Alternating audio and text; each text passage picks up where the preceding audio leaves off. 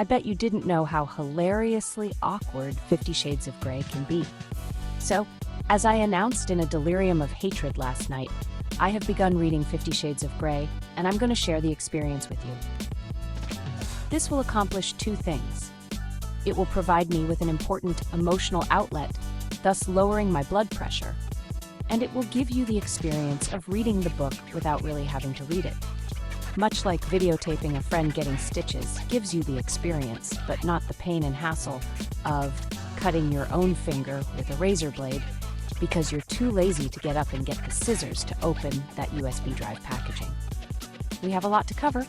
Let's get started.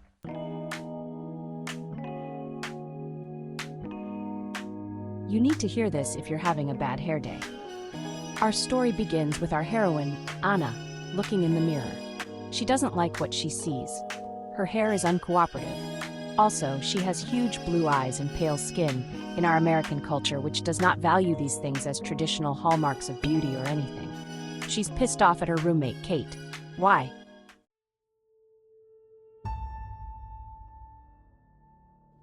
Why are there not more people talking about the tension that builds as Anna prepares for her interview with Christian Grey? Tense moments. Interview prep. Number 50 Shades of Grey. Because Kate has lined up an interview with the most powerful entrepreneur in the country, Christian Grey. But she got the flu and now she can't go.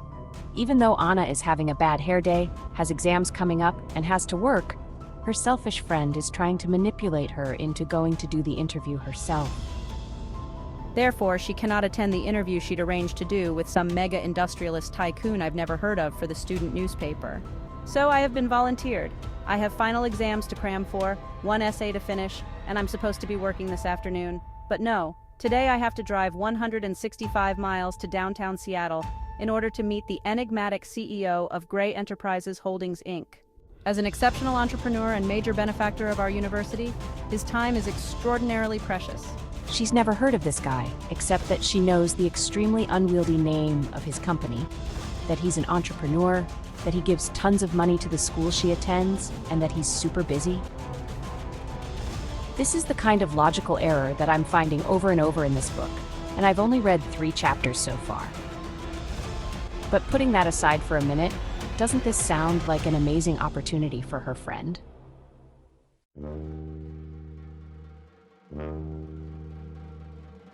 Exposing the emotional turmoil in Anna's journey.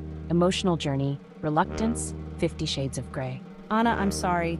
It took me 9 months to get this interview. It will take another 6 to reschedule, and we'll both have graduated by then. As the editor, I can't blow this off. Please. How does she do it? Even ill, she looks gamine and gorgeous, strawberry blonde hair in place and green eyes bright, although now red-rimmed and runny. I ignore my pang of unwelcome sympathy. Of course, Anna doesn't feel bad. Why should she? She's the heroine. We have to like her, because she's the heroine. So when her friend is saying, "Please, for me, blow off work and classes and go meet this famous person, so you can put this interview on your resume when it could have been on mine had I not contracted a horrible respiratory illness." Anna can only think, it is so not fair that she is prettier than me. I will absolutely not feel sympathetic towards you. And the reader better know whose side to be on. Damn it. As Anna complains more in the narration about how good Kate is at manipulating people and how awful it's going to be to meet this rich, successful guy, she outwardly acts like it's not a big deal. This gives me the distinct impression that Anna is one of those people who will agree or even offer to do a favor for you like it doesn't inconvenience them at all, then immediately phones up a friend and bitches about you and all the boundaries you're overstepping. And then, exactly like one of those people, Anna attempts to tell the reader how great Kate is and that she's her very best friend after complaining about her for like 2 pages solid. At this point, do I actually have to say that Anna is Bella Swan? Exposing the adventure in Anna's journey. Road trip adventure of 50 Shades of Grey.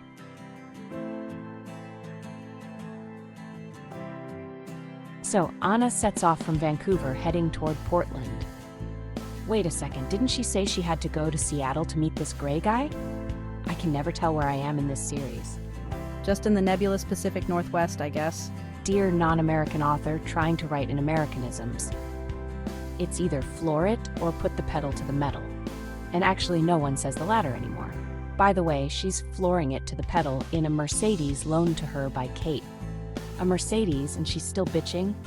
Her car, a quirky old vehicle, but not a quirky old truck, is unreliable, like a quirky old truck. But it's a VW Bug, so she's definitely not Bella Swan. Still, there is something endearing about reading a non-American author trying to capture the slang of my people.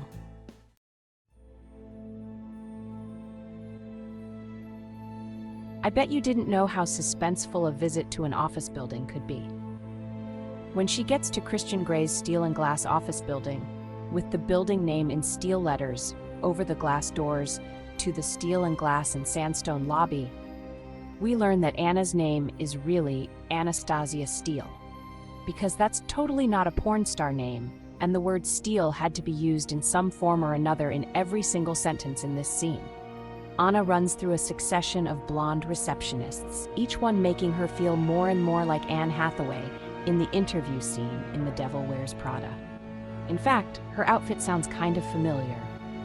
I am beginning to wish I'd borrowed one of Kate's formal blazers rather than wear my navy blue jacket. I have made an effort and worn my one and only skirt, my sensible brown knee-length boots, and a blue sweater. For me, this is smart. Where have I seen this before? So at least now we have some kind of visual inspiration for sad sack Anna. Anyway, there are a lot of blondes working in the office, and as Anna appears to hate blondes more than Anita Blake does, she's absolutely certain she doesn't fit in.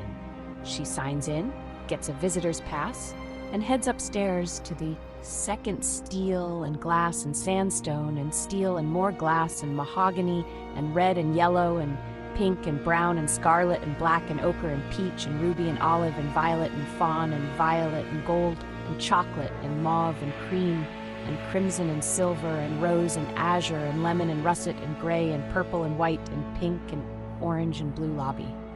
I wish I could tell you that I just used more adjectives and words than James did to describe this sequence of events.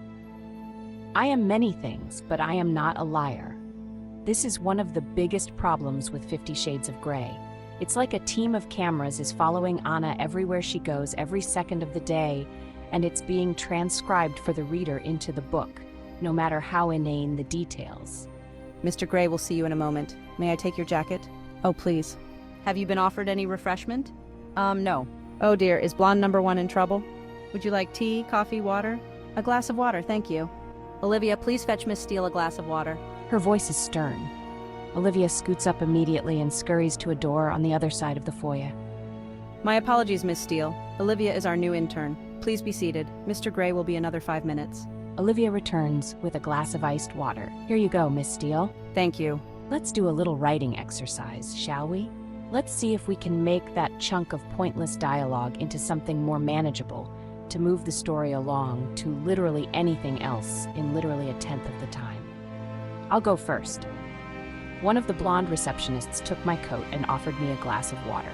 I'm no Nora Roberts, but I think I can safely say that the book would not have been ruined without the unnecessary interplay Anna witnesses between the two receptionists and the odd focus on the iced water and who is in possession of said water at which time.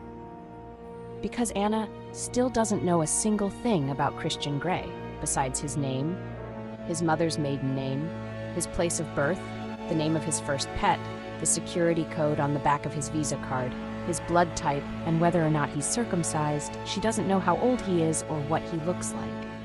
She figures he's probably blonde too, and wonders if he requires his employees to be blonde. She's wondering idly if that's legal, while I'm wondering if this isn't some neo-Nazi thing. But it's totally cool, because then a black guy comes out of his office, talking about golf.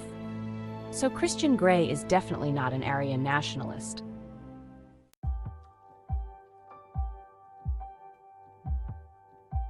Are you intrigued by mysterious and romantic encounters? The blondes send Anna into Mr. Grey's office, and wouldn't you know it, like a dope, she falls right through the doors and winds up on her hands and knees in front of Christian Grey. Foreshadowing. Holy cow, double crap. No single craps for Anna, oh no. She's a rebel and a potty mouth of the highest caliber. Immediately, she realizes that Christian Grey is not some ancient 40-year-old dude, practically crumbling to dust atop his icy blonde empire, but a very hot young man. So young and attractive, very attractive. He's tall, dressed in a fine gray suit, white shirt, and black tie with unruly dark copper-colored hair and intense bright gray eyes that regard me shrewdly. That is one hell of a tie. I'm gonna have to ask someone, please, look into the kindness and the goodness of your soul and Photoshop me a picture of a black tie with Robert Pattinson's hair and eyes stuck on it, gazing at me shrewdly. Nervously, I'm here on behalf of my sick roommate. When she shakes his hand, Anna has some kind of short-circuit situation that makes her blink like a malfunctioning Furby.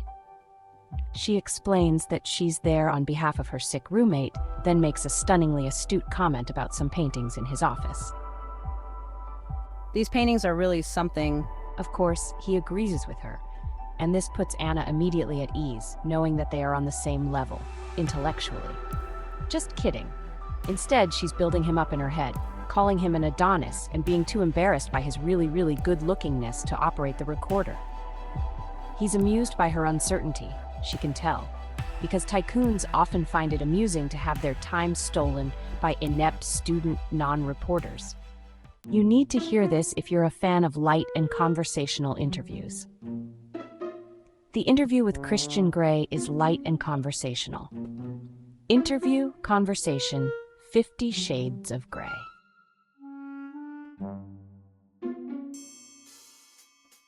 Do you mind if I make some kind of permanent record of the answers you give me? Or would you rather this all become a pointless exercise in time wasting? Once they launch into the interview, things really pick up. Just kidding again. We've finally got the hero and heroine of what is touted as the hottest, sexiest, most toe-curlingest naughty erotic novel since the Marquise de Sade was branded a lunatic, together in the same room. And what's going to happen? Pages upon pages of clumsy exposition. Why show when Christian himself can tell in a series of incredibly banal interview questions everything we as the reader are going to need to know to have a clear impression of his character for the rest of the book? So your success is based on luck, right? And let's also see Anna insult him over and over again, from suggesting his success is based on luck to outright calling him a control freak. You're a bit of a control freak, aren't you? For someone who was so insecure just moments ago, Anna begins to verbally spar with this powerful guy while representing her sick roommate, whose reputation as editor of the college newspaper is riding on this interview.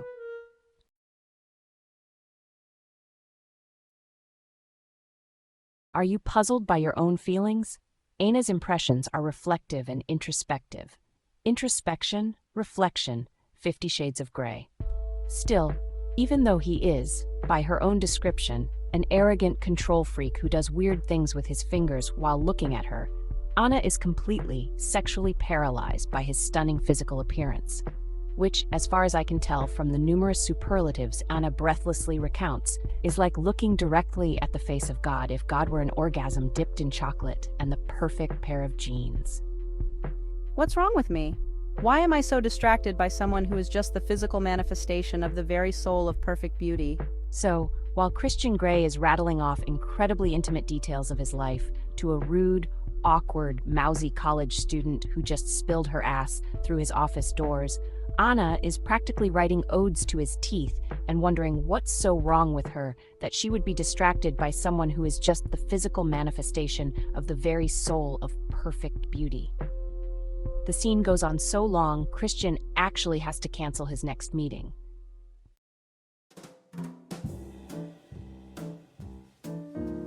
I think I messed up.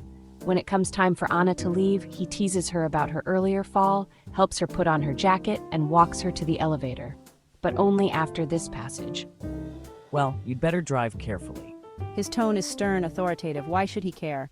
Because he's Edward Cullen. Reader, because he's Edward Cullen.